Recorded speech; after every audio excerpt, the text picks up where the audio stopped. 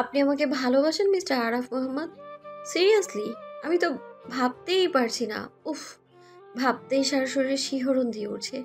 আচ্ছা স্যার, আপনি আমাকে কবে থেকে ভালোবাসতে শুরু করলেন বলুন তো? ইস! কাল কি মিষ্টি করে বলেছিল, "অনু আমি তোমাকে ভালোবাসি।" হায় মে মর যাওয়া! বুকের বাপাশে হাত রেখে বলে ওঠে অনু। চোখ মুখ তার খুশিতে ঝলমল করছে। বারান্দার একপাশে দেয়ালটায় হেলান দিয়ে কৃষ্ণচূড়া গাছটার সাথে কথা বলছিল সে। তার আরাফ স্যার তাকে ভালোবাসে। কাল সেটা আরাফ নিজের মুখে বলেছিল, আর আজ রিহানও বলেছে। অনুর যেন আজ খুশির শেষ নেই। এই কয়দিনে সে আরাফের ওপর ভীষণ রকম দুর্বল হয়ে পড়েছে, তা আজ অনুর মুখের হাসি প্রমাণ করে দিচ্ছে। অনু তার চোখ জোড়া বন্ধ করে নেয়, তারপর মনে মনে বলে, ভালোবাসি আরাফ স্যার। এইটুকু বলেই হুট করে সে চোখের পাতা খুলে ফেলে। তারপর মুখে বাঁকা হাসি ঝুলিয়ে বলে, এত সহজে তো আমি আপনার ভালোবাসা স্বীকার করব না মিস্টার আরাফ মোহাম্মদ। আপনাকে আগে প্রচুর জ্বালাবো, জ্বালাতে জ্বালাতে আপনার জীবন ফালাফালা করব। তারপর বুঝবেন এই অনুকে কান ধরে দাঁড় করানোর কি পরিণতি হয়। আমাকে যখন ভালোবাসে, তাহলে আমি প্রপোজ করার পর আমাকে সবার সামনে কান ধরে দাঁড় করিয়েছিল কেন? হ্যাঁ, এটার জন্য হলেও তো আপনাকে আগে নাগা নিচু পানি খাওয়াতে হবে। তারপর আছে না, আমার বাবাকে 1 বছর আমাদের থেকে দূরে রাখার জন্যও তো আপনি শাস্তি পাবেন। আর আপনার সমস্ত শাস্তি দেওয়া শেষ হওয়ার পরই আমি আপনার ভালোবাসা গ্রহণ করব। শক্ত মুখে নিজের মনের কথাগুলো বলল অনু। পরক্ষণে সে আবার ভাবে, হুম, খুব তো বড় বড় কথা বলেছি আরব স্যারকে নাকা নিচু পানি খাওয়াবো, কিন্তু আমার এই লুচু মনটা তো এক্ষুনি স্যারের ভালোবাসা পাওয়ার জন্য আকুপাকু করছে। আমি নাকি আবার ভাব নিয়ে থাকবো? হাহ, আমার এই লুচুমি স্বভাবের জন্যই তো পারবো না আর। এইটুকু বলে অনু মনে মনে ভাবে, না না অনু, তোকে পারতেই হবে। কোনোভাবেই কাউকে বুঝতে দেয়া যাবে না যে তুইও আরব স্যারকে পছন্দ করিস। বিশেষ করে ওই শাকচুন্নি বান্ধবীদের তো নাই। কথাগুলো ভেবে অনু চোখ বন্ধ করে বড় একটা নিঃশ্বাস নেয়। তারপর সে চোখ খুলতেই দেখে আরাফ তার সামনে দাঁড়ানো। আরাফ অবাক চোখে অনুকে দেখছে। অনুও আরাফের দিকে ভ্রু কুঁচকে তাকিয়ে আছে। সে কি আদৌ আরাফকে সত্যি দেখছে, নাকি এটা শুধুমাত্র তার কল্পনা, সেটাই বুঝতে পারছে না সে। বেশ কিছুক্ষণ ভ্রু কুঁচকে তাকিয়ে থেকে অনু বলে ওঠে, আপনি কি সত্যি আমার সামনে দাঁড়িয়ে আছেন আরব স্যার, নাকি আমি জাস্ট আপনাকে ইমাজিন করছি, কোনটা? অনুর কথা শুনে আরাফের ভ্রু কুঁচকে আসে। সে অনুর কিছুটা কাছে এসে বলে, তোমার কি মনে হয়? অনু তীক্ষ্ণ দৃষ্টিতে আরাফকে দেখছে। তারপর সে কিছু একটা ভেবে আরাফের হাতে জোরে একটা চিমটি মারে। অনুর এমন কাজে আরাফ পুরো বেকুব হয়ে যায়। এই মেয়ের কি করে না করে নিজেই সেটা জানে না। আরাফ ভ্রু কুঁচকে বলে, চিমটি দিলে কেন? আরাফের কথা শুনে অনু গোল গোল চোখে তার দিকে তাকিয়ে বলে, তার মানে সত্যি আপনি আমার কল্পনা না, আপনি সত্যি আমার সামনে দাঁড়িয়ে আছেন? এটুকু বলে অনু দাঁত দিয়ে জিভ কেটে বলে, সরি স্যার, আমার চিমটিটা কি বেশি লেগেছে? অনুর এমন চুপসে যাওয়া মুখটা দেখে আরাফের ভীষণ হাসি পাচ্ছে। সে অনুকে আরও ভয় দেখানোর জন্য ইচ্ছে করে রেগে বলে, তোমার সাহস তো কম না, তুমি আমাকে চিমটি কাটো। তোমার স্যারকে তুমি চিমটি দিলে? কি ভয়ানক সাহস তোমার! প্রিয়েকে বলতে হবে তার মেয়ের এই বেয়াদবির কথাটা। আরাফের এমন জোর গলায় কথা শুনে অনুবেচারিত কাঁদো কাঁদো অবস্থা। সে বিনয়ের স্বরে আরাফকে বলে, সরি স্যার, আমি সত্যি বুঝতে পারিনি। প্লিজ আপনি বাবাকে কিছু বলবেন না। আমি সত্যি বলছি, আমি আর জীবনেও কিছু করব না, এমন কিছু করব না, প্রমিস। অনুর কথা শুনে আরাফ তার হাত দুটো বুকের ওপর ভাঁজ করে অনুর দিকে তীক্ষ্ণ দৃষ্টিতে তাকিয়ে বলে, না, এত সহজে তো ক্ষমা করা যাবে না। তুমি যা করেছো সেটা অনেক বড় অন্যায়। স্টুডেন্ট হয়ে স্যারকে চিমটি কাটো, কত বড় স্পর্ধা! আর এত বড় অন্যায় করার পর তুমি বলছো তোমাকে কোনো পানিশমেন্ট না দিয়ে ছেড়ে দিতে? কখনোই না। আরাফের কথায় অনু তো পারে না এক্ষুনি কেঁদে দেয়। আকাশে মেঘ জমেছে, যে কোনো সময় বৃষ্টি হতে পারে। অনুকে দেখে আরাফের কাছে এখন তেমনই মনে হচ্ছে। চোখে তার টলমল করা পানিগুলো এক্ষুনি গাল বেয়ে নেমে যাবে। অনু কাঁদো কাঁদো মুখ করে বলে, কি পানিশমেন্ট স্যার? আপনি যা বলবেন আমি তাই করব। শুধু আপনি বাবাকে কিছু বলবেন না প্লিজ। আরাফ মনে মনে ভাবে এই মোক্ষম সময় অনুর পেট থেকে কথা বের করার। আরাফ আবার তার চোখ মুখ শক্ত করে বলে, ঠিক আছে, বলবো না। তবে আমি এখন তোমাকে যা জিজ্ঞেস করব তার সত্যি সত্যি উত্তর দিতে হবে। আর যদি একটু মিথ্যা বলার চেষ্টা করো তাহলে আমি এক্ষুনি গিয়ে পিয়াকে সব বলে আসবো। কি বুঝেছো তো? আরাফের কথা শুনে অনু মনে মনে ভাবে আরাফ তাকে কি এমন জিজ্ঞেস করবে। কালকের কোনো কথা নয় তো। যদি এমন কিছু হয় তাহলে সে কি বলবে তাই ভাবছে সে। কিছুক্ষণ চুপ থাকার পর অনু বিনয়ের স্বরে বলে, জি স্যার, বলুন, আমি সব সত্যি বলবো। আরাফ মুচকি হাসে। তারপর সে অনুর আরও কিছুটা কাছে গিয়ে দাঁড়ায়। আরাফের এমন কাছে আসায় অনু দু কদম পিছিয়ে যায়। অনু আর চোখে একবার আরাফের দিকে তাকায়। আরাফের চোখের ওপর চোখ পড়তেই থমকে যায় সে। আরাফের ওই হালকা বাদামি চোখগুলিতে আজ এক অন্যরকম অনুভূতি দেখতে পাচ্ছে সে।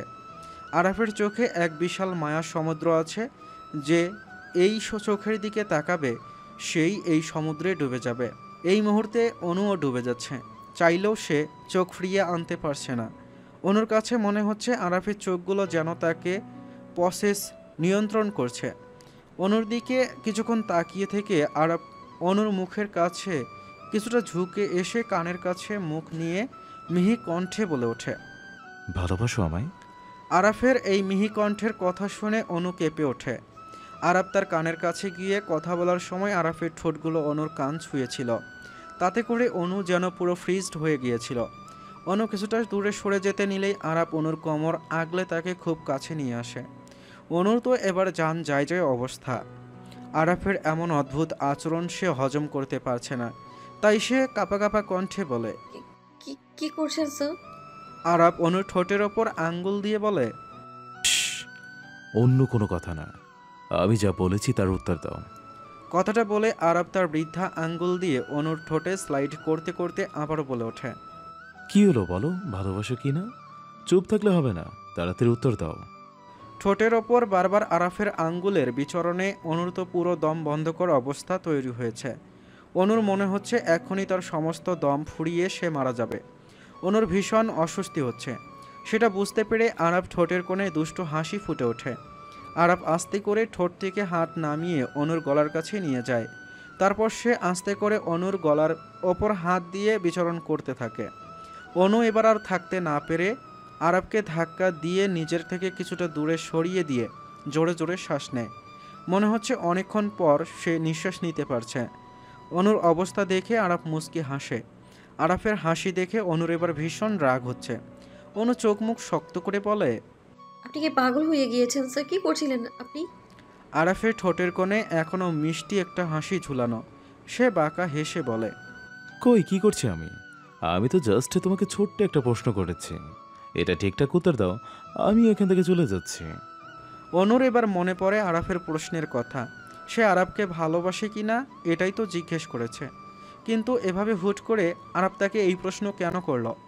অনু যে এত কিছু প্ল্যান করলো, সব কি তাহলে জলে ভেসে যাবে?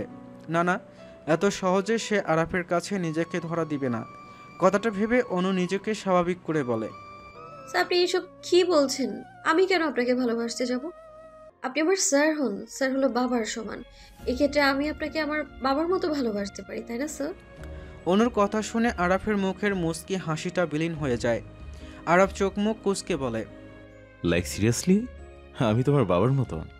তুমি যে বোকা সেটা আমি আগেই জানতাম, কিন্তু তুমি যে এত বড় মাপের আহম্মক তা আজই জানলাম। ইডিয়েট একটা। কথাটা বলে আরাফ রাগে হন হন করে অনুর রুম থেকে বেরিয়ে যায়। অনু যখন বলেছিল আরাফ তার বাবার মতো, তখন আরাফের মুখের অবস্থা যা হয়েছিল তা অনু ভেবেই হাসতে হাসতে কুপকাত হয়ে যাওয়ার মতো অবস্থা। অনু পেট চাপড়ে হেসে বলে, আহা বেচারা স্যার, আপনার জন্য আমার ভীষণ মায়া হচ্ছে। আসছিলেন আমাকে ভালোবাসার কথা বলার জন্য, আর আমি কিনা আপনাকে আমার বাবা বানিয়ে দিলাম। কথাটা বলে আবারও হাসতে আরম্ভ করে অনু। নিজের রুমে এসে ধপ করে খাটে বসে পড়ে আরাফ। এই মুহূর্তে অনুর ওপর তার ভীষণ রাগ হচ্ছে। কথায় চেয়েছিল অনুর মুখ থেকে ভালোবাসি কথাটা শুনবে, আর অনু কিনা বলল সে কিনা তার বাবার মতো। কথাটা ভেবেই চোখ মুখ কুঁচকে আসে তার।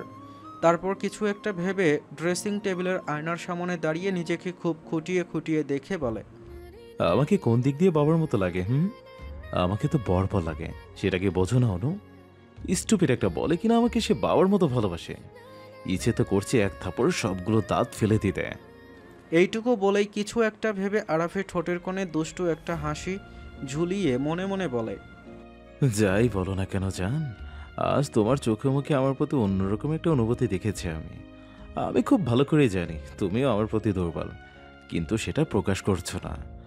আমিও দেখবো জানেমান কতদিন তুমি আমার প্রতি দুর্বলতা আমার কাছ থেকে লুকিয়ে রাখতে পারো। খুব শীঘ্রই সেদিনটা আসবে যেদিন তুমি নিজে আমার কাছে এসে বলবে ভালোবাসি আরাফ। তিরিক্ষি মেজাজ নিয়ে বাসা থেকে বেরিয়ে রিক্সার জন্য অপেক্ষা করছে অনু। রাগে সে চোখ মুখ কুঁচকে এদিক ওদিক তাকাচ্ছে। আর তার এই রাগের মূল কারণ হলো আরাফ। আরাফ আজ তাকে না নিয়েই ভার্সিটি চলে গিয়েছে। প্রত্যেক দিন তো অনুকে সাথে করে নিয়ে যায়, আবার নিয়ে আসে, তবে আজ কেন সে অনুকে রেখেই চলে গেল? অনু যেন এটা কোনোভাবেই মেনে নিতে পারছে না, তাই সে রাগে রীতিমতো ফুসফুস করছে। একটা খালি রিক্সা দেখতেই অনু হাত নাড়িয়ে সেটাকে ডাকে। তারপর সেও ভার্সিটির দিকে চলে যায়।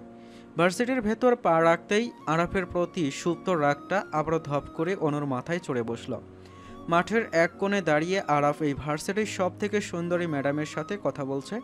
শুধু কথা বলছে বললে ভুল হবে, কথা বলতে বলতে পারলে একজন আরেকজনের ওপর পড়ে যাচ্ছে। অনু তো এই দৃশ্য দেখে পুরো তেলে বেগুনে জ্বলছে। রাগে সে পারছে এক্ষুনি গিয়ে ওই দুটাকে দিয়ে মাস্কি ডান্স করতে।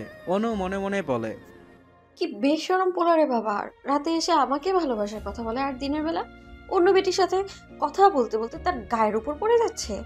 আগে তো জীবনেও কোনো মেয়ে কলিগের সাথে এভাবে হেসে হেসে কথা বলতে দেখিনি আমি। তবে আজ কেন কথা বলছে? আর ওই মহিলাই দেখো এমন ভাব দেখাচ্ছে যেন হাতে আকাশের চাঁদ পেয়ে গেছে। তবে নাই বা কেন এতদিন যে স্যার পেছনে ঘুরঘুর করেছে, আজকে সেই স্যার তার সাথে এত হেসে হেসে কথা বলছে, তাহলে তো সে খুশিতে আত্মহারা হবেই। খারাপ মহিলা, অন্যের হবু জামাইয়ের দিকে তাকাতে লজ্জা করে না? ইচ্ছে তো করছে এদের মুখগুলো সেলাই করে দেই, যেন আর কথাই বলতে না পারে। এইটুকু বলে অনু জোরে জোরে কয়েকবার নিঃশ্বাস নিয়ে নিজের রাগটাকে কন্ট্রোল করার চেষ্টা করছে। তারপর সে আর সেখানে দাঁড়িয়ে না থেকে চোখ মুখ শক্ত করে তার ক্লাসরুমে চলে আসে। ক্লাসে এসে কাঁধের ব্যাগটা ঠাস করে বেঞ্চের ওপর রেখে অনু একপাশে বসে পড়ে। অনুর কর্মকাণ্ডে তিহা আর রুমি বুঝে যায় অনু কোনো কারণে খুব রেগে আছে। তবে অনুর চোখ মুখ দেখে তারা ভয়ে কিছু জিজ্ঞেস করতে পারছে না। অনু বেঞ্চে বসে চুপচাপ বাইরের দিকে তাকিয়ে আছে। তিহা আর রুমি একজন অন্যজনকে ধাক্কা দিচ্ছে অনুর সাথে কথা বলার জন্য, কিন্তু কেউই রাজি হচ্ছে না। শেষে দুজনের ধাক্কাধাক্কিতে তিহা গিয়ে অনুর গায়ের সাথে ধাক্কা খেতেই অনু তাদের দিকে ভ্রু কুঁচকে তাকায়। অনুর চাহনি দেখে তারা দুজন দাঁত কেলিয়ে হাসে। অনু এখনও ভ্রু কুঁচকে তাদের দেখছে। কিছুক্ষণ এভাবে তাকিয়ে থাকার পর অনু ছোট্ট একটা নিঃশ্বাস ছেড়ে বলে, কি বলবে বল। তিহা আর রুমি একজন অন্যজনের মুখের দিকে তাকায়। তারপর রুমি একটা বোকা টাইপ হাসি দিয়ে বলে, তিহা, তুই নাকি কি বলবি অনুকে? বল, বল এখন। রুমির কথায় তিহা বড় বড় চোখ করে বলে, আমি কই না তো, তুই না কি বলবি বলছিলি, তুই বল আমার কথা কেন বলছিস? এদের দুজনের ঠেলাঠেলি দেখে অনু খেপে গিয়ে বলে, এই তোদের কারো কিছু বলতে হবে না, চুপচাপ বসে থাকতো। অনুর রাগী গলার কথা শুনে দুজনেই নীরব হয়ে যায়। বেশ কিছুক্ষণ পর নীরবতা কাটিয়ে তিহা আমতা আমতা করে বলে, তো তোর কি কিছু হয়েছে দোস্ত? দেখে মনে হচ্ছে খুব রেগে আছিস। অনু ব্যাগ থেকে একটা বই বের করে টেবিলের ওপর রাখতে রাখতে বলে, না কিছু হয়নি আমার, আর আমি কোনো কারণে রেগেও নেই। অনুর শান্ত কণ্ঠের কথা শুনে তিহা আর রুমি আবারও চুপ। তবে তারা এটা বুঝতে পেরেছে যে অনু কোনো একটা ব্যাপারে খুব রেগে আছে। আর অনু যখন মাত্রাতিরিক্ত রেগে যায় তখনই অনু এমন শান্ত গলায় কথা বলে। অনু বইটা খুলে খুব মনোযোগ দিয়ে সেটা পড়তে আরম্ভ করে। তখনই হঠাৎ কেউ ছো মেরে তার বইটা নিয়ে নেয়। অনু ভ্রু কুঁচকে ওপরের দিকে তাকিয়ে দেখে রিহান বইটা হাতে নিয়ে ভ্রু উঁচিয়ে তার দিকে তাকিয়ে আছে। তারপর রিহান সেই বইটা বন্ধ করে টেবিলের ওপর রেখে অনুর দিকে তাকিয়ে বলে, এত পরে কি হবে বলতো, এত পরে কি হবে বলতো, তার চেয়ে চল ক্লাস বাঙ্ক করে ঘুরতে চাই, কি বলিস? দাঁত কেলিয়ে হেসে কথাটা বলে রিহান। রিহানের কথায় হঠাৎ অনুর রাগটা ফ্রুত করে কোথাও উড়ে যায়। অনু খুশি মনে বলে, চল, কিন্তু যাবিটা কোথায়? অনুর কথায় চমকে ওঠে তিহা আর রুমি। অনু এত সহজে রাজি হয়ে গেল, ব্যাপারটা যেন তাদের মাথায় ঢুকছে না। কিন্তু ওইদিকে তো অনুর মাথায় অন্য কিছু চলছে। অনু কিছু একটা ভেবে বাঁকা হেসে তারপর সবার উদ্দেশ্যে বলে, গেলে এক্ষুনি বেরিয়ে যেতে হবে। প্রথম ক্লাসটা আরব স্যারের, স্যার যে কোনো সময় ক্লাসে চলে আসবে। তাই চল তাড়াতাড়ি বেরিয়ে পড়ি। অনুর কথায় তিহা কিছু বলতে গিয়ে বলল না, কারণ সে জানে এখন কিছু বললে তাকে অনুর ক্রোধের মুখে পড়তে হবে। অনুর কথা মতো সবাই যার যার ব্যাগ নিয়ে তাড়াহুড়ো করে উল্টো দিকের সিঁড়ি দিয়ে বেয়ে নিচে নেমে ভার্সিটির পেছনের দিকে চলে যায়। সামনে দিয়ে গেলে আরাফের মুখোমুখি হতে পারে, সেজন্য অনুই এই দিক দিয়ে আসার কথা বলেছে। ক্লাসে ঢুকেই আরাফের উদ্বিগ্ন চোখ অনুকে খুঁজে যাচ্ছে। অনুকে ক্লাসে না পেয়ে আরাফ মনে মনে ভাবে, কোথায় গেল মেয়েটা, ক্লাসে নেই কেন? আরাফের ক্লাস তো সে মিস করে না, তাহলে আজ কোথায় গেল? তখন তো দেখলো অনুকে সে ক্লাসের দিকে আসতে। আসলে তখন আরাফ ইচ্ছে করেই অনুকে দেখিয়ে দেখিয়ে ওই ম্যাডামের সাথে হেসে হেসে কথা বলেছিল, শুধুমাত্র অনুকে জেলাস ফিল করানোর জন্য। আর চোখে অনুকে দেখে আরাফ এটাও বুঝতে পেরেছিল তার প্ল্যান সাকসেসফুল হয়েছে। কিন্তু ক্লাসে এসে অনুকে না দেখে এখন আরাফের ভীষণ রাগ হচ্ছে। আরাফের ক্লাস মিস দিচ্ছে, সে এর জন্য অনুকে তো পানিশমেন্ট পেতেই হবে। কথাগুলো ভেবে আরাফ বিষণ্ণ মনে তার ক্লাস নেওয়ার দিকে মনোযোগ দেয়। এই রিহান, আমরা যাবোটা কোথায় সেটা তো বল। চিন্তিত কণ্ঠে বলে ওঠে অনু। রিহান একটা সিএনজি দাঁড় করিয়ে বলে, আগে সিএনজি তো ওঠ, তারপর বলছি। অনু, তিহা আর রুমি রিহানের কথা মতো সিএনজির পেছনে গিয়ে বসে, আর রিহান এসে বসে ড্রাইভারের সাথে সামনে। তারা বসতেই সিএনজি ড্রাইভার সিএনজি স্টার্ট দেয়। কিছুটা পথ যাওয়ার পর অনু আবারও জিজ্ঞেস করে, এই রিহান, আমরা কোথায় যাচ্ছি? রিহান পেছনে ঘাড় ঘুরিয়ে বলে, হাতির ঝিল। অনু অবাক হয়ে বলে, হঠাৎ হাতির ঝিল কেন? রিহান এবার লুকিং গ্লাস দিয়ে চুল ঠিক করতে করতে বলে, আমি কি বলেছি? বললাম না আজ ঘুরবো, তাই তো ঘোরার জন্য হাতির ঝিল যাচ্ছি। কিন্তু এত দূরে কোথাও ঘুরতে যাওয়ার কি দরকার? আমাদের এদিকে আশেপাশে ঘুরতে পারতাম। আমাদের ভার্সিটি থেকে কিছুটা দূরে যে একটা দিঘি আছে, সেখানেও তো চাইলে যেতে পারতাম। অযথা এত দূরে গিয়ে কি লাভ? তিহার এমন দায়সারা টাইপের কথা শুনে খেপে যায় রিহান। সে ভ্রু কুঁচকে তিহার দিকে তাকিয়ে বলে, তোর কি আমার সাথে দূরে যেতে সমস্যা হচ্ছে? তাহলে বল, তোকে নামিয়ে দিচ্ছি। আমি জোর করে কাউকে নিতে চাই না। রিহানের এমন রাগী কণ্ঠের কথা শুনে মন খারাপ হয়ে যায় তিহার। তিহা মাথা নিচু করে সংযত কণ্ঠে বলে, আমি কি একবারও বলেছি তোর সাথে যেতে? আমার প্রবলেম হচ্ছে। আমি তো জাস্ট এমনি বলছিলাম। আর তুই সেটাকে সিরিয়াসলি নিয়ে আমার সাথে অযথা রাগ দেখাচ্ছিস। তো আর একটা আজেরা কথা বলবি না, চুপচাপ বসে থাক, নয়তো মাঝ রাস্তায় তোকে ফেলে রেখে আমরা চলে যাব। রিহানের হুমকিতে একেবারে চুপ হয়ে যায় তিহা। অযথা কথা বাড়িয়ে লাভ নেই, তাই চুপ থাকায় উত্তম মনে হলো তার। ক্লাস শেষে মোটামুটি পুরো ভার্সিটি একটা চক্কর দিয়ে ফেলেছে আরাফ, কিন্তু অনুকে কোথাও দেখতে পেল না। এবার আরাফের রাগ দেখে কে? মেয়েটা কোথাও গিয়েছে। ভার্সিটিতে থাকলে তো কোথাও না কোথাও চোখে পড়তো। তাহলে কি অনু ভার্সিটিতে নেই? তাই হবে হয়তো। এই জন্যই এর একটা চেলাপেলাকেও তো দেখলো না কোথাও। সবগুলো একসাথে কোথায় গেল? কথাগুলো ভেবে অনুর নাম্বারে কল দেয় আরাফ। সিএনজি থেকে মাত্রই নেমেছে সবাই, প্রায় 1 ঘন্টা লেগেছে পৌঁছাতে। অনুর ফোনটা বাজতেই সে ব্যাগ থেকে ফোন বের করে দেখে আরাফ কল দিচ্ছে। আরাফের নাম্বার দেখে অনু ফোনটাকে সাইলেন্ট মোড করে আবার ব্যাগে রেখে দেয়। তারপর ঠোঁটের কোণে বাঁকা হাসি ঝুলিয়ে অনু মনে মনে ভাবে, এখন তো আপনার কল ধরা যাবে না মিস্টার আরাফ মোহাম্মদ। আগে আপনাকে ভালো করে টাইট দিয়ে নিন, তারপর। কথাটা ভেবে নিজের মনেই হাসলো অনু। এদিকে একটার পর একটা কল দিচ্ছে আরাফ। রাগে তার মাথা ফেটে যাচ্ছে। রাগে সে ফোনটাকে তার কেবিনের টেবিলের ওপর ছুঁড়ে মেরে বলে, ইডিয়েট একটা! এতবার কল করার পরই স্টিভিটা আমার কল রিসিভ করছে না। কোথায় গিয়েছে সবগুলো মিলে? উফ, অনু এত কেন টেনশন দাও আমাকে? রাগ কি আমার এমনি এমনি দেখায়? আজকে তোমার কঠিন শাস্তি পেতে হবে। তবে আগে এটা বের করতে হবে তুমি কোথায় আছো। কথাটা বলেই টেবিলের ওপর থেকে মোবাইলটা হাতে নিয়ে বেরিয়ে যায় আরাফ। এক পাশে গাঢ় সবুজ গাছ আর অন্য পাশে স্বচ্ছ নীলাভ পানি। সূর্যটা এখনও অনেকটা পূর্ব দিকে হেলে আছে। সূর্যের তির্যক আলোটা পানির ওপর পড়ছে, আর সেই আলোতেই চকচক করছে দিঘির হালকা স্রোতগুলো। অনু হাতির ঝিলের ব্রিজটার ওপর দাঁড়িয়ে এক দৃষ্টিতে পানির দিকে তাকিয়ে আছে। তার এক পাশে রুমি আর অন্য পাশে তিহা আর রিহান দাঁড়ানো। সবার মধ্যেই এখন পিনপতন নীরবতা বিরাজমান। নীরবতা কাটিয়ে রুমি বলে ওঠে, কি রে রিহান, ঘুরতে তো নিয়ে এলি, এবার আমাদের কি খাওয়াবি বল? রিহান বাঁকা হেসে বলে, এই যে সামনে দিঘি আছে, এক ডোবে অনেক পানি খেতে পারবি। পানি খেয়ে পেট ভরিয়ে নে।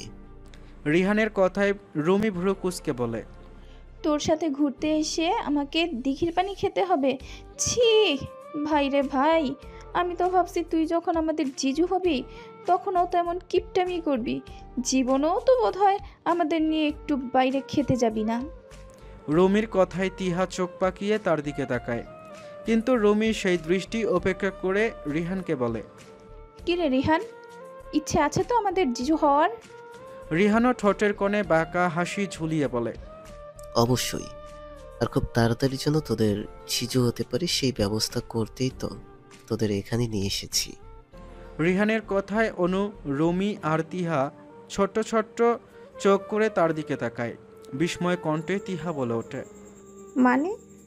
মানেটা এক্ষুনি বুঝতে পারবি, এখন চল আমার সাথে। রিহানের চোখ মুখ দেখে কিছু একটা আন্দাজ করতে পারছে অনু, কিন্তু তিহা বুঝতে পারছে না রিহান কি করতে চাইছে। তাই সে অনুর কানের কাছে মুখ নিয়ে ফিসফিস করে বলে, দোস্ত, এই রিহানটা আবার কি করতে চলেছে? একেবারেই বিশ্বাস নেই। কি থেকে কি করবে আল্লাহ জানে। তিহার উদ্বিগ্ন কণ্ঠের কথা শুনে অনু তাকে আশ্বস্ত করে বলে, আরে এত ভয় পাস না, দেখি না কি করে রিহান, চল তো। কথাটা বলেই তারা তিনজন রিহানের পেছন পেছন তাকে অনুসরণ করে এগোতে থাকে। দেখি তার একপাশে খালি জায়গার ওপর বেশ কিছু ফুল রাখা, গোলাপসহ বিভিন্ন রকম ফুলে ছেয়ে আছে সবুজ ঘাসের গালিচাটা। তিহা, রুমি আর অনু অবাক চোখে সেই দিকেই তাকিয়ে আছে। তাদেরকে আরও অবাক করে দিয়ে রিহান তিহার হাত ধরে সেই ফুলগুলোর মাঝখানে এনে দাঁড় করায়, তারপর নিজে তার সামনে হাঁটু গেড়ে বসে পড়ে। তিহার হাত দুটো আলতো করে ধরে তার চোখের দিকে তাকিয়ে মিহি কণ্ঠে বলে ওঠে, ভালোবাসি তিহা, ভীষণ ভালোবাসি তোমায়। যেদিন থেকে বুঝেছি তোমার মনের কোণে আমার জন্য এত অনুভূতি জমানো, সেদিন থেকে আমিও সেই অনুভূতিগুলোর সাথে মিশে গিয়েছি। আমি জানি তুমি বলবে আমি না অনুকে ভালোবাসতাম, তাহলে হঠাৎ কি করে এত বদলে গেলাম। ভার্সিটিতে প্রথম অনুকে দেখে আমি ওর উপর ক্রাশ খাই। যত দিন যাচ্ছিল ওর প্রতি ভালো লাগাটাও তত বাড়ছিল, কিন্তু আমি তখন সেই ভালো লাগাকে ভালোবাসা ভেবে ভুল করেছিলাম। সেটা শুধুমাত্র অনুর প্রতি আমার ভালো লাগা ছিল, ভালোবাসা না। এখন তোমার জন্য আমি যা ফিল করি, আগে অনুর জন্য আমরা ওই রকম ফিল করতাম না। কিন্তু আজ থেকে 8-9 মাস আগে আমি যখন জানতে পারি তোমার মনের কথা, তখন ভীষণভাবে আমি ভাবতে থাকি কোনটা ভালোবাসার কোনটা ভালো লাগা। দুটোর মধ্যে অনেক তফাৎ। ভালো লাগাটা হলো শুধু বাহ্যিক সৌন্দর্যের মোহ, আর ভালোবাসাটা হলো অভ্যন্তরীণ অনুভূতির মোহ। তাই যেদিন সেটা উপলব্ধি করতে পেরেছিলাম, সেদিন থেকে নিজের মনকে সময় দেওয়া শুরু করলাম, নিজেকে তৈরি করতে লাগলাম তোমার প্রতি আমার শুধু ভালো লাগা না, ভালোবাসা তৈরি করার জন্য। এত আগে জানার পরও কেন আমি চুপ ছিলাম জানো? কারণ আমি দেখতে চেয়েছিলাম আমার মনে তোমার প্রতি অনুভূতিটা শুধুমাত্র তোমার সৌন্দর্যের মোহে না তো। তোমার প্রতি ধীরে ধীরে আমার মনের মধ্যে এক নতুন উন্মাদনা তৈরি হয়েছে, যেটা শুধুমাত্র তোমাকে ভালোবাসি বলে। আমার যদি শুধু তোমাকে ভালো লাগতো, তাহলে সেই ভালো লাগার ঘোর এতদিনে কেটে যেত, যেমনটা হয়েছিল অনুর বেলায়। অনুর প্রতি আমার শুধু ভালো লাগা ছিল বলেই সেটা ধীরে ধীরে কমে যাচ্ছিল। একটা কথা কি জানো, মানুষের ভালো লাগাটা না, ভালোবাসাটা দিনকে দিন বেড়ে চলে। আর এই ক্ষেত্রে আমারও তোমার প্রতি ভালোবাসাটা বেড়েই চলছে, যার কোনো সীমা নেই। যতদিন বেঁচে আছি ততদিন এই ভালোবাসা এইভাবে বেড়েই চলবে। এইটুকু বলে ছোট্ট একটা নিঃশ্বাস ফেলে রিহান আবারও বলে ওঠে, কি নিবে তো আমার ভালোবাসা গ্রহণ করে? আমি চাই সারা জীবনের জন্য তোমার হাতে নিজেকে সঁপে দিতে, বিলিয়ে দিতে তোমার মাঝে নিজেকে। যদি তুমি রাজি থাকো, বলো তিহা রাজি কিনা। নিশ্চুপ হতভম্ব হয়ে দাঁড়িয়ে আছে তিহা, যেন সে কোনো মোমের পুতুল। একটা মানুষকে যখন তার ভালোবাসার মানুষটা এভাবে প্রপোজ করে, তখন এর থেকে আনন্দকর মুহূর্ত বোধ হয় আর হয় না। ভাবতেই তিহার চোখের কোণে পানি জমে। তিহাকে চুপ থাকতে দেখে রুমি চিল্লিয়ে ওঠে, ওই পেতনি মার্কা তিহা, বাংলা সিনেমার সাবানার মতো ঢং না করে বল যে তুইও রিহানকে ভালোবাসিস।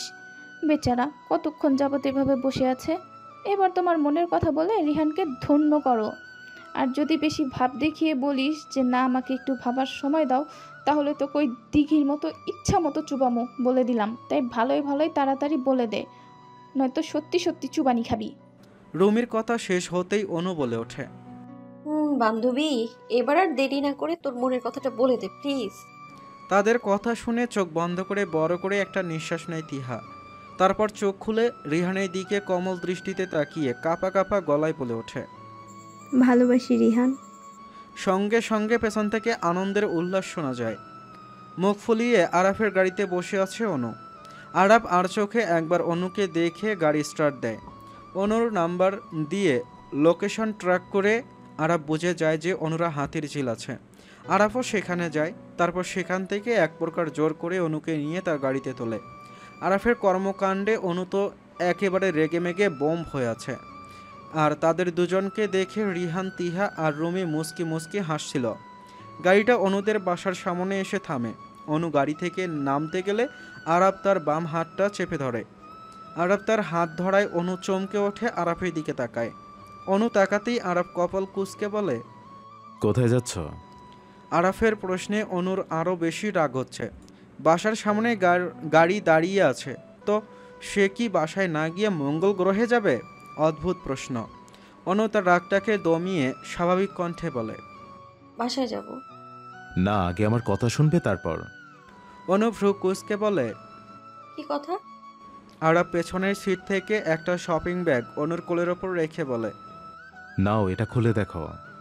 অনু তীক্ষ্ণ দৃষ্টিতে ব্যাগটার দিকে তাকিয়ে বলে, কি আছে এতে? খুলেই দেখো না কি আছে। অনু একবার আরাফের দিকে তাকিয়ে শপিং ব্যাগটা একটু আলগিয়ে দেখে এটার মধ্যে একটা শাড়ি রয়েছে। অনু বেশ অবাক হয়ে যায়। শাড়িটার ব্যাগটা থেকে বের করে। গাঢ় নীল রঙের শাড়িটা, নিচের দিকে কালো রঙের পাড় দেওয়া। শাড়িটা দেখেই অনুর মুখে আনমনে হাসি ফুটে ওঠে। ব্যাগের মধ্যে আরও একটা জিনিস আছে। অনু সেই প্যাকেটটা বের করে দেখে তাতে একগুচ্ছ নীল চুড়ি। চুড়িগুলো দেখা মাত্রই অনুর যেন খুশিতে আত্মহারা হয়ে ওঠে। সঙ্গে সঙ্গে সে প্যাকেট খুলে সবগুলো চুড়ি হাতে পরে নেয়। ভীষণ রকম দুর্বলতা কাজ করে অনুর চুড়ির ওপর। অবশ্য সব মেয়েরই চুড়ি বলতেই ঠোঁটের কোণে হাসির রেখা ফুটে ওঠে। অনুও তার বিপরীত নয়। চুড়ি পেলে মহা খুশি সে। আরাফ অবাক চোখে অনুর সেই হাস্যোজ্জ্বল মুখটা দেখে যাচ্ছে। সামান্য কয়টা চুড়িতেই মেয়েটা কত খুশি। অনু বেশ কিছুক্ষণ যাবৎ হাত নাড়িয়ে চাড়িয়ে চুড়িগুলো দেখে হঠাৎ সে গম্ভীর হয়ে আরাফের দিকে তাকিয়ে বলে, এগুলো কার স্যার? অনুর প্রশ্নে আরাফ বিরক্তিকর চোখে অনুর দিকে তাকিয়ে বলে, এতক্ষণ যাবত এগুলো নিয়ে লাফালাফি করে এখন জিজ্ঞেস করছি এগুলো কার? আরাফের কথা শুনে অনুর বেশ অস্বস্তি লাগছে।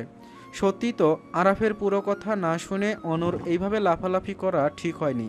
এখন যদি আরাফ বলে এগুলো অন্য কারো জন্য এনেছে, তাহলে তো সে অনেক লজ্জায় পড়ে যাবে। অনু অসহায় দৃষ্টিতে আরাফের দিকে তাকাতেই আরাফ বলে, এভাবে তাকানোর কিছু নেই, এগুলো তোমার জন্য এনেছি।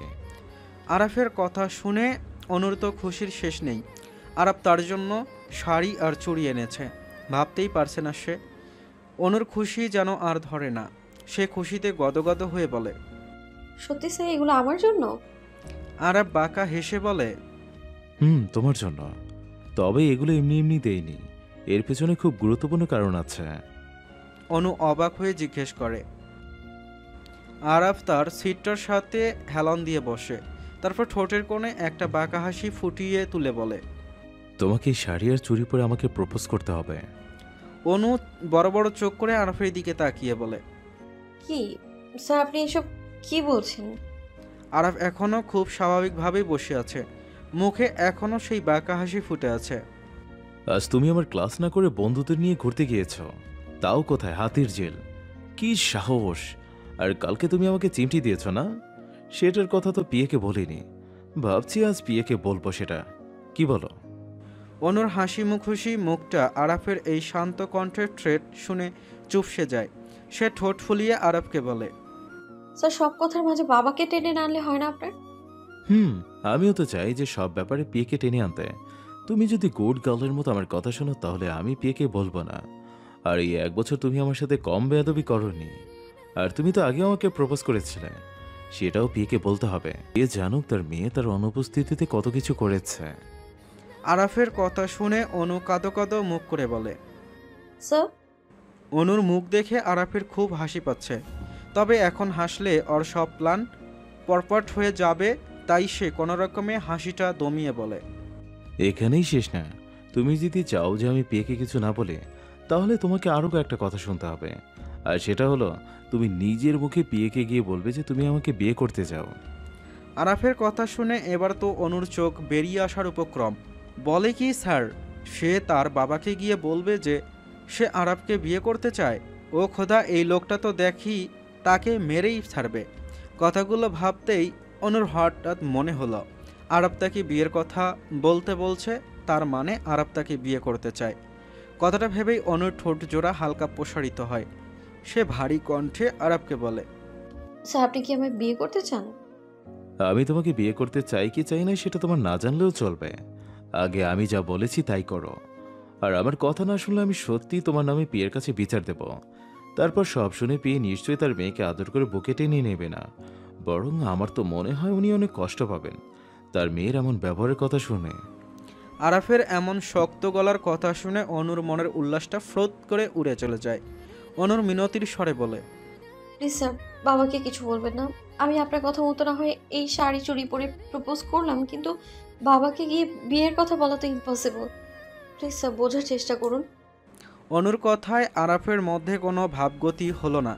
সে তার সিদ্ধান্তে অটুট। আরাফ স্বাভাবিক গলায় বলে, ঠিক আছে, কাল তুমি আমায় এই শাড়ি চুরি পরে প্রপোজ করবে, ঠিক যেভাবে একটা ছেলে একটা মেয়েকে করে। হাঁটু গেড়ে আমার সামনে বসে হাতে গোলাপ নিয়ে আমাকে প্রপোজ করতে হবে। আর হ্যাঁ, অবশ্যই সেই প্রপোজটা তোমার সেই বিচ্ছু ফ্রেন্ডদের সামনে করতে হবে। আর রইল বিয়ের কথা, সেটা ভাবার জন্য তোমাকে 2 দিন সময় দিলাম। এর মধ্যে তোমাকে যা বলার বলতে হবে, নয়তো আমি বিয়েকে সব বলবো। আশা করি আমার কথা বুঝতে পেরেছ। আরাফের সব কথা শুনে অনুর এই মুহূর্তে একটা গানের কথাই মনে হচ্ছে। অনুকে নিশ্চুপ দেখে আরাফ আর কিছু না বলে গাড়ি থেকে নেমে বাসার ভেতরে চলে যায়। আর বেচারি অনু বসে বসে ভাবে, ভেবেছিলাম ওই ধলা বিলাইরে আমি নাকানি চুবানি খাওয়াবো, কিন্তু উল্টা তো ওই ধলা বিলাই আমায় নাকানি চুবানি খাওয়াচ্ছে। এখন কি করব আমি? আল্লাহ, তুমি একটা উপায় দেখাও। অপরের দিকে তাকিয়ে কথাগুলো বলে অনু। তারপর সেও গাড়ি থেকে নেমে বাসার ভেতরে যায়। সারাটা দিন ভীষণ অস্থিরতায় কাটায় অনু। কালকে কি করে সে আরাবকে প্রপোজ করবে। আর আরাব কি সত্যি সিরিয়াস হয়ে অনুকে সবটা বলেছে, নাকি শুধুমাত্র অনুকে শাস্তি দেওয়ার জন্য এত কিছু করতে বলেছে, তা কিছুই বুঝতে পারছে না সে। রাতের খাওয়া শেষে বিছানায় শুয়ে শুয়ে এই সব ভাবছে।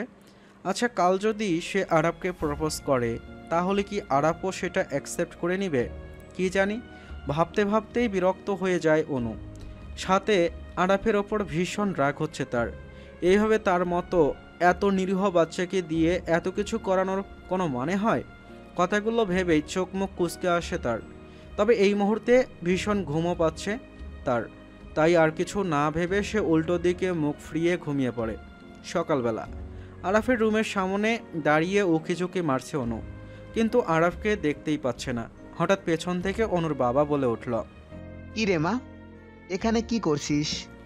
বাবার কথায় চমকে পেছনে ফিরে অনু, তারপর ঠোঁট দুটো প্রসারিত করে হালকা হাসার চেষ্টা করে বলে, বাবা, আরব স্যার কি রুমে নেই? না তো মা, আরাব তো আরো আগেই ভার্সিটিতে বেরিয়ে গেছে। আরাফ আজও তাকে না নিয়েই চলে গিয়েছে। কথাটা ভাবতেই অনুর মনটা খারাপ হয়ে যায়। সে ছোট্ট করে বলে, ও আচ্ছা। কথাটা বলে অনু আর সেখানে না দাঁড়িয়ে নিজের রুমে চলে আসে। তারপর কিছু একটা ভেবে আলমারি থেকে আরাফের দেওয়া শাড়ি আর চুড়িটা বের করে। শাড়িটা নিজের শরীরের সাথে লাগিয়ে আয়নায় নিজেকে খুব মনোযোগ দিয়ে দেখতে থাকে। তারপর কিছু একটা ভেবে সে তার রুমের দরজাটা আটকিয়ে শাড়িটা পরতে আরম্ভ করে। শাড়ি পরা শেষ হতেই অনু হাতে সেই নীল চুড়িগুলো পরে তারপর চোখের নিচে হালকা করে কাজল দেয়। তারপর পেছনের চুলগুলোতে একটা খোপা বেঁধে অবাক চোখে নিজেকে দেখতে থাকে অনু। কেন যেন আজ তার ভীষণ লজ্জা লজ্জা করছে। আচ্ছা, তার এই সাজটা আরাফের পছন্দ হবে তো? নিজের মনে প্রশ্ন করে আবার নিজেই উত্তর দিয়ে বলে, অবশ্যই হবে। আমাকে তো কম সুন্দর লাগছে না। অনু, তুই তো দেখছি নিজেকে নিজেই নজর লাগিয়ে দিচ্ছিস। মাশাআল্লাহ, মাশাআল্লাহ। এইটুকুই বলেই অনু নিজের কর্মকাণ্ডের কথা ভেবে হাসতে আরম্ভ করে। অনু দরজাটা খুলতে যাবে, তখনই তার ফোনটা বেজে ওঠে। অনু ফোনটা হাতে নিয়ে দেখে রিহান কল করেছে। অনু কলটা রিসিভ করতেই ওপাশ থেকে উদ্বিগ্ন কণ্ঠে রিহান বলে ওঠে, দোস্ত, কই তুই? আমি তো বাসায়। কেন, কি হয়েছে? তোর ভয়েসটা এমন কেন শুনেছে? সব ঠিক আছে তো? না, অনু, কিচ্ছু ঠিক নেই। আরব স্যার বিয়ে করতে যাচ্ছে, জানিস তুই?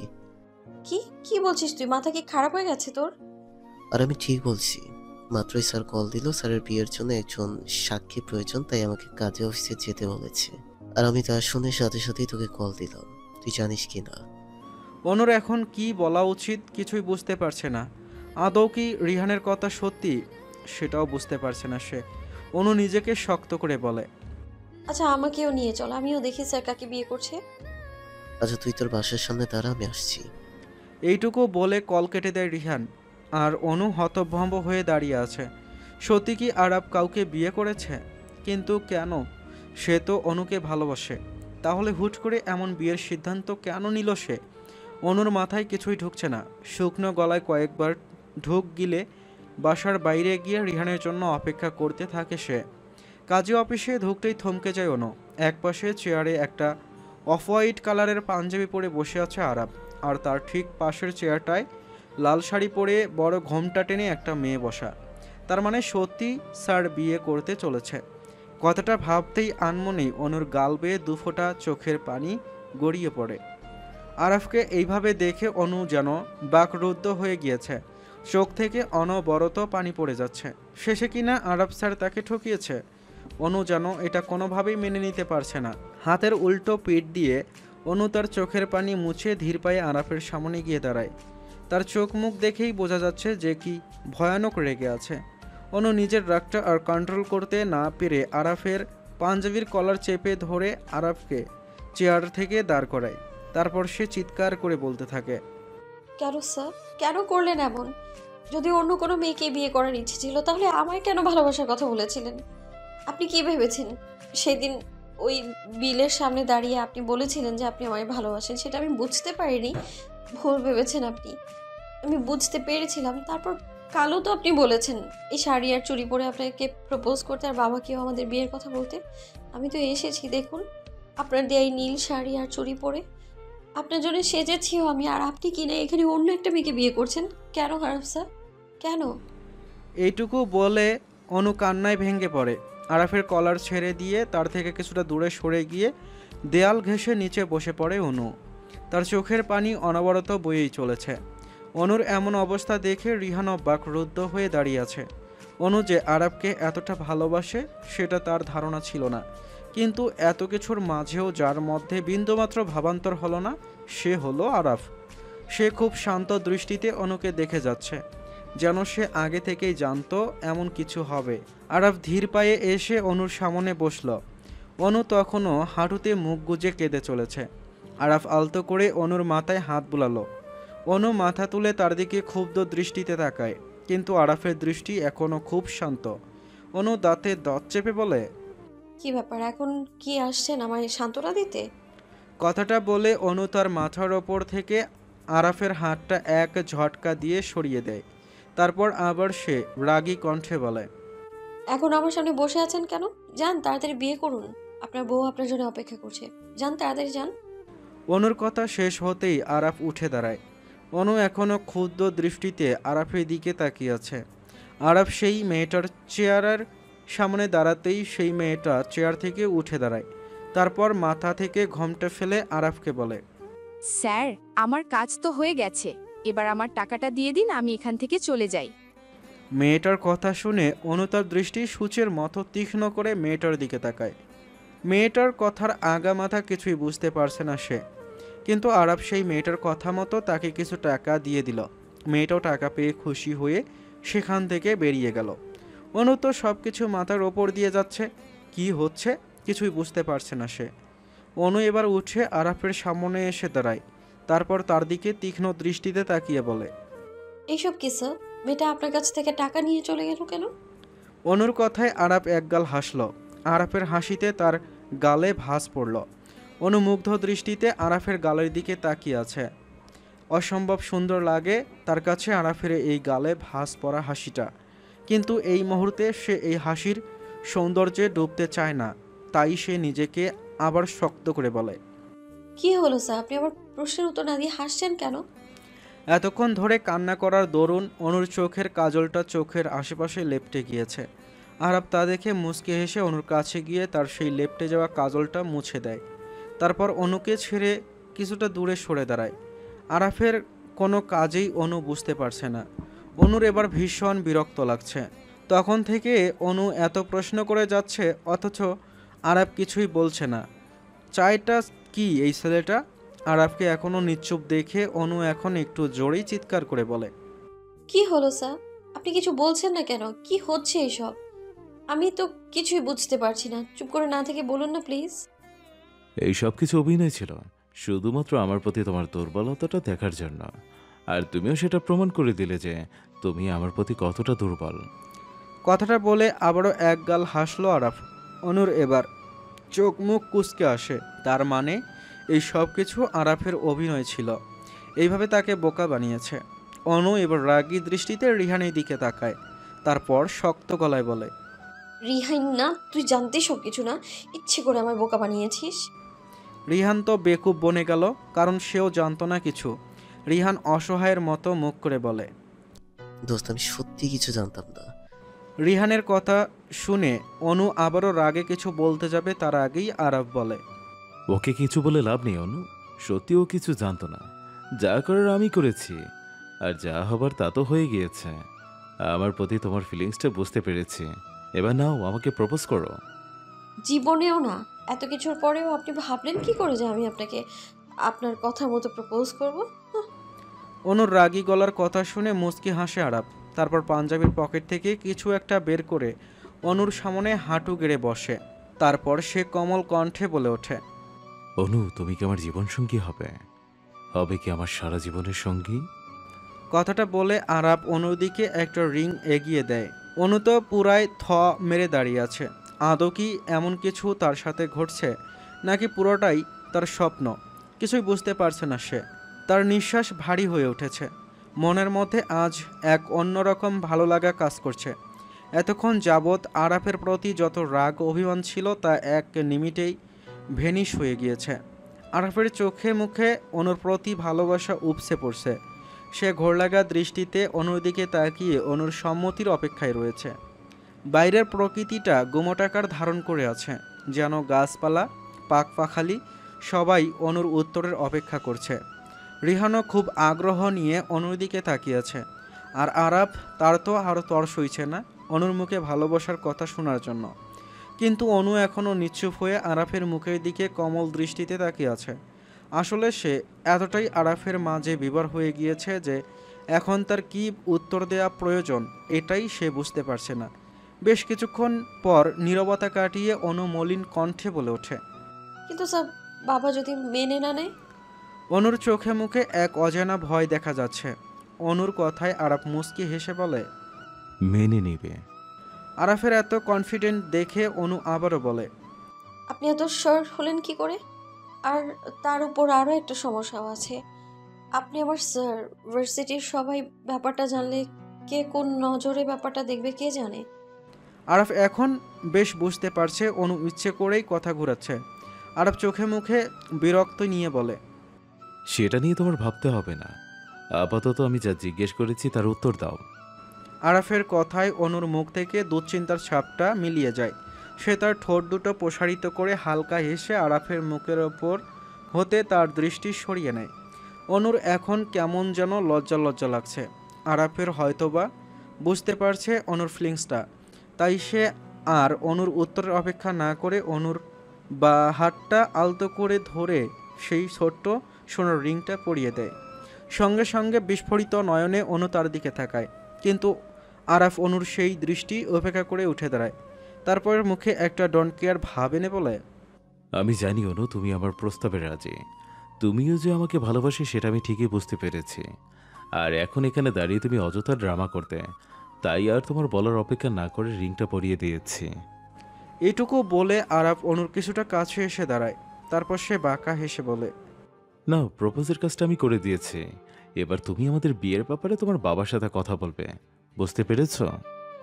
অনু হতভম্বের মতো আরাফের মুখের দিকে তাকিয়ে আছে। আরাফ এখন আর অনুকে পাত্তা না দিয়ে রিহানের সামনে দাঁড়ায়। রিহান এতক্ষণ নীরব দর্শক হয়ে সব কিছু দেখে গিয়েছে। তার চোখে মুখে বিস্ময়কর ভাবটা স্পষ্ট বোঝা যাচ্ছে। আরাফ রিহানের সামনে গিয়ে তার কাঁধে চাপড় মেরে বলে, থ্যাঙ্কস, তোমার জন্য আমার প্ল্যান সাকসেসফুল হয়েছে। যদিও তুমি কিছু জানতে না, আমি জানতাম আমার বিয়ের কথাটা শুনলে তুমি সবার আগে অনুকে বলবে, কারণ তুমি আগে থেকে জানতে পেরে গিয়েছিলে যে আমি অনুকে লাভ করি। যাকে এখন এসব কথা বাদ দাও। আর রিহান, আই এম সরি। আসলে আমি ওই লোকগুলোকে পাঠিয়েছিলাম শুধুমাত্র তোমাকে ভয় দেখানোর জন্য, কিন্তু তারা তোমাকে আঘাত করে বসেছে। তার জন্য আমি সত্যি দুঃখিত।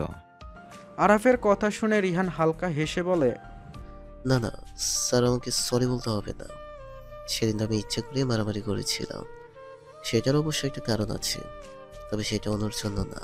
আর এটা সত্যি, আমি অনেক আগেই বুঝে গিয়েছিলাম যে আপনি ওনাকে পছন্দ করেন, কিন্তু সেদিন লোক পাঠিয়ে হয় দেখানোর পর আমি ভালোভাবে শিওর হয়েছি। আর স্যার, যা হয় ভালোর জন্যই হয়। আমিও আর এসব নিয়ে ভাবি না, তাই আপনাকেও আর এটা নিয়ে গিল্টি ফিল করতে হবে না। রিহানের সমস্ত কথা শুনে আরাফ স্বস্তির নিঃশ্বাস নিল। কাজী অফিস থেকে আরাফ অনুকে নিয়ে সোজা তার বাড়িতে ফিরে আসে। গাড়ি থেকে নামতে গেলেই আরাফ অনুর হাত চেপে ধরে। অনু চোখ ছোট ছোট করে আরাফের দিকে তাকিয়ে বলে, কি হয়েছে?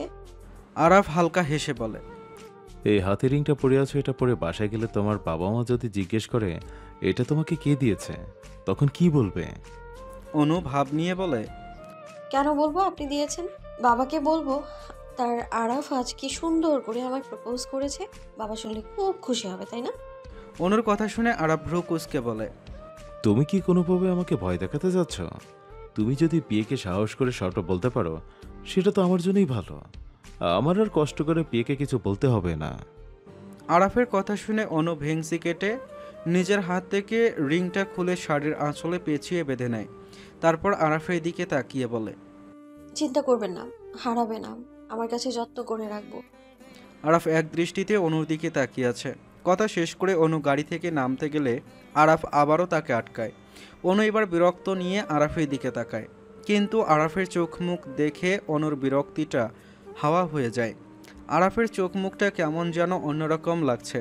আরাফ ঘোর লাগানো দৃষ্টিতে অনুর দিকে তাকিয়ে আছে। আরাফের এমন ঘায়েল করা দৃষ্টি যেন অনুর সব কিছু ওলটপালট করে দিচ্ছে। আরাফ ধীরে ধীরে অনুর দিকে কিছুটা এগিয়ে আসে। এতে করে অনুর নিঃশ্বাসও ভারী হয়ে উঠেছে। অনু কিছুটা পিছিয়ে যেতে গাড়ির জানালার কাচের সাথে তার পিঠ ঠেকে গেছে। সে পেছন থেকে চোখ ঘুরিয়ে সামনে তাকাতেই দেখে আরাফ তার খুব কাছে। আরাফের সেই হালকা বাদামি চোখগুলো যেন অনুকে খুব করে টানছে। অনু ছোট্ট একটা ঢোক গিলে তার শুকনো গলাটা ভিজিয়ে নেয়। আরাফ অনুর আরও কিছুটা কাছে আসে। একবার অনুর চোখ আর ঠোঁটের দিকে তাকিয়ে তার কানের কাছে মুখ নিয়ে কোমল কণ্ঠে বলে ওঠে, জানো না, শাড়িতে না তোমাকে একদম বউ বউ লাগছে। ইচ্ছে করছে এখনই বিয়ে করে ফেলি। ইস, আমার কিউট পিচ্ছি বউটা এত আদরে কেন বলো তো? তোমাকে দেখলেই যে খুব আদর দিতে ইচ্ছে করে। কি করবো বলো তো? কতদিন নিজেকে কন্ট্রোল করে রাখা যায়? তোমার বাবাকে বলে তাড়াতাড়ি বিয়েটা সেরে ফেলতে হবে, না তো কখন আবার কি ভুল করে ফেলি, তাই না? তুমি কি বলো? আরাফের কথা অনুর কান অবধি গিয়েছে কিনা কে জানে। সে তো চোখ বন্ধ করে আরাফের শরীরের মিষ্টি সুবাসটার সাথে নিজেকে জড়িয়ে নিচ্ছে। আরাফ অনুর খুব কাছে আসায় আরাফের শরীর থেকে আবহমান খুব মিষ্টি একটা সুবাস অনুকে পাগল করে তুলছে। অনু চোখ বন্ধ করে সেটাকেই উপভোগ করছে। অনুর কোনো প্রকার রিয়াকশন না পেয়ে আরাফ অনুর কানের কাছ থেকে মুখ এনে অনুর দিকে তাকিয়ে দেখে সে চোখ বন্ধ করে বড় বড় নিঃশ্বাস নিচ্ছে। তা দেখে মুচকি হেসে আরাফ অনুর নাকের ওপর টুপ করে একটা চুমু দিয়ে দিল। সঙ্গে সঙ্গে চোখ মেলে তাকায় অনু। তার শরীর হঠাৎ এতটা কেঁপে উঠেছে যেন তার সারা শরীরে কেউ বৈদ্যুতিক শক দিয়েছে। অনু রসগোল্লার মতো চোখ বড় বড় করে আরাফের দিকে তাকিয়ে আছে, কিন্তু আরাফের এতে কোনো হেলদোল নেই। এমন একটা ভাব যেন কিছুই হয়নি। আর এইদিকে অনু তো ব্যাপারটা হজমই করতে পারছে না। অনুর হৃদস্পন্দনটা হঠাৎ করে খুব বেড়ে গিয়েছে। অনু আর এক মুহূর্ত দেরি না করে তাড়াহুড়ো করে গাড়ি থেকে নেমে তার বাসার দিকে ছুট লাগায়। আর গাড়ির ভেতর থেকে আরাফ অনুর অবস্থা দেখে পেট চাপড়ে হাসতে আরম্ভ করে। বাসার ভেতর ঢুকতেই হাজারটা প্রশ্নের মুখোমুখি হতে হয় অনুকে। তার মধ্যে প্রথম প্রশ্নটা হলো, এই শাড়ি টাড়ি পরে সেজে গুজে অনু কোথায় গিয়েছিল? গিয়েছিল, তার ফোনটা কেন সাথে নেয়নি? রাহেলা বেগমের করা গলায় প্রশ্ন শুনে মাথা নিচু করে দাঁড়িয়ে আছে অনু। এখন মা বাবাকে কি বলে বুঝ দেবে সেটাই বুঝতে পারছে না অনু। সত্যিটা তো এখনই বলা যাবে না, তাহলে এখন সে কি বলবে? অনুকে চুপ থাকতে দেখে রাহেলা বেগম আবারও অনুকে প্রশ্ন করে। তবে এবার তার সাথে আরও একটা প্রশ্ন যোগ হয়, আর সেটা হলো, তোকে এই শাড়ি কে দিয়েছে? আমি তো এর আগে তোর কাছে এমন কোনো শাড়ি দেখিনি, তাহলে কে দিল? অনু হালকা করে একবার মায়ের মুখের দিকে তাকায়, তার মায়ের মুখের অবয়বটা পর্যবেক্ষণ করার জন্য। তার মায়ের অমন চোখ মুখ কুঁচকানো রাগী ফেসটা দেখে অনুর সব কিছু গুলিয়ে যাচ্ছে। কি বলবে কিছুই বুঝতে পারছে না। এইদিকে যার জন্য এই মহাবিপদে পড়েছে তারও দেখা মিলছে না। অনু মনে মনে ভাবছে, এই ধলা বিলাইটা কই? গাড়ি থেকে নেমে আসতে এতক্ষণ লাগে? এই বিপদ থেকে তো একমাত্র এই ধলা বিলাই আমায় বাঁচাতে পারবে, কিন্তু এ এখনো আসছে না কেন? অনু বারবার দরজার দিকে তাকাচ্ছে আর কথাগুলো ভাবছে। এত প্রশ্ন করার পরও অনুকে চুপ থাকতে দেখে রাহেলা বেগমের রাগটা যেন আরও বেড়ে যায়। তাই সে অনুর মাথায় চাটি মেরে শক্ত করে বলে, কিরে, কি ভাবছিস? এভাবে আমাকে মিথ্যে বলা যায়? খবরদার, যদি একটাও মিথ্যে বলিসছিস, সত্যি সত্যি বল, এগুলো তোকে কে দিয়েছে? আর এইসব পরে তুই বা কোথায় গিয়েছিলি? এবার অনু কাপা কাপা গলায় কিছু বলতে যাবে, তার আগেই পেছন থেকে আরাফ বলে ওঠে, আন্টি, আমি বলছি আপনাকে সবটা। আসলে অনু এতক্ষণ আমার সাথেই ছিল, আর এই শাড়িটা আমি ওকে দিয়েছি। আসলে কদিন পর তো অনুর বার্থডে, তাই আগে গিফট করে ফেললাম। আর অনু যে শাড়িটা আজই পরবে সেটা আমি জানতাম না, তাই ওকে শাড়ি পরে দেখে মনে হলো ওর সাথে একগুচ্ছ নীল চুড়ি খুব মানাবে, তাই ওকে চুড়ি কিনতে আমার সাথে নিয়ে গিয়েছিলাম। তাড়াহুড়োতে বোধহয় ও আপনাদের না বলেই বেরিয়ে গেছে। আর ওর তো বোধহয় চুড়ি খুব প্রিয়, চুরির কথা শুনতেই যেন সব ভুলে গেছে সে। আর এখন চুরি পেয়ে বুঝতে পারছেন আপনাকে কি বলবে। আরাফের সব কথা শুনে রাহেলা বেগমের বিশ্বাসযোগ্য মনে হয়, তাই তিনি আর কথা না বাড়িয়ে অনুকে উদ্দেশ্য করে বলেন, এটা তো আমাদের বলে যেতে হতো, অযথা টেনশন করেছিলাম এতক্ষণ। যা, এখন রুমে গিয়ে এইসব চেঞ্জ কর, আর আমি তোর বাবাকে কল দিয়ে বলে দিচ্ছি সবটা। উনিও তুই কোথায় গিয়েছিস সেই টেনশনে মাথায় নিয়ে বাজারে গেছে। এইটুকু বলেই তিনি আরাফের মুখের দিকে তাকিয়ে মিষ্টি একটা হাসি দিয়ে বলে, বাবা, শাড়িটা কিন্তু খুব সুন্দর হয়েছে। প্রতি উত্তরে আরাফ হালকা হাসে, তবে সে মনে মনে বলে, পৃথিবীর সমস্ত সৌন্দর্য আপনার এই মেয়ের সৌন্দর্যের কাছে ফিকে মনে হয় আন্টি।